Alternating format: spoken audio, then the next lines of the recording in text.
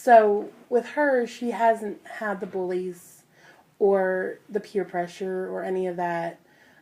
She hasn't lost her. She hasn't been disfigured. Some children are by this age.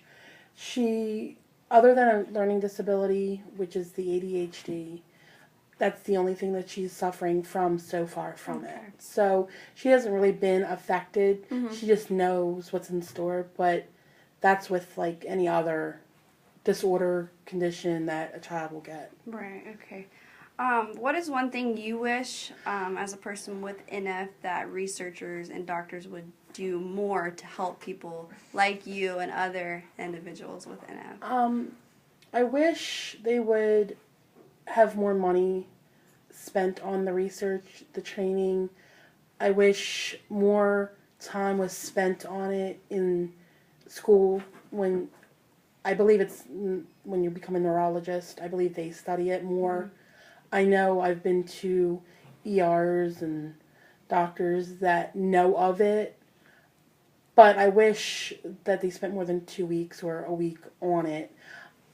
I know dermatologists know of it, but they don't know the internals. They just know the externals. Right. I've been to a doctor where they wanted to show me off to all their staff because they had never seen a case. I'm willing to do that, but then don't charge me for my office visit. Right. So, like, I wish there was more people that were, and we all are, which is the problem, is we're all willing to go to that line and be like, do what you need to do to us. We'll do whatever we have to do. We'll be studied. We all want this to end or have a cure. We want doctors not to look at us and be like, oh, just another pill popper, because it's not the range of pills that help us.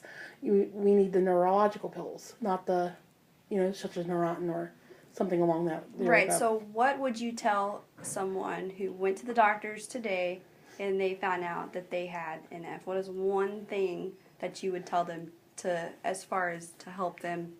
Research as much as you can by proper outlets. Don't Google neurofibromatosis and read these horror stories.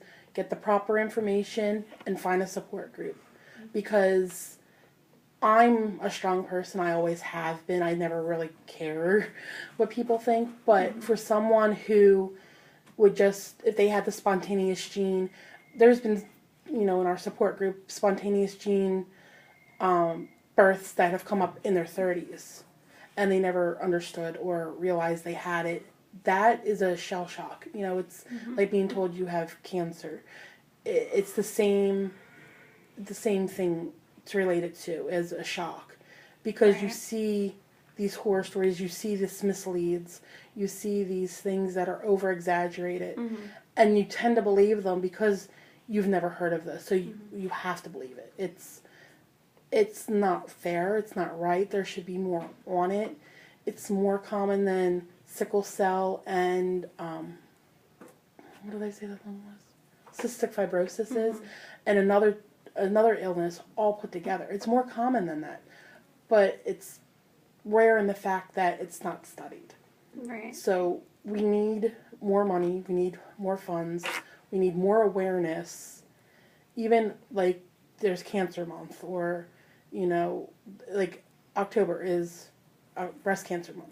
We need something like that. We have our ribbons. We have our flowers. We have our colors.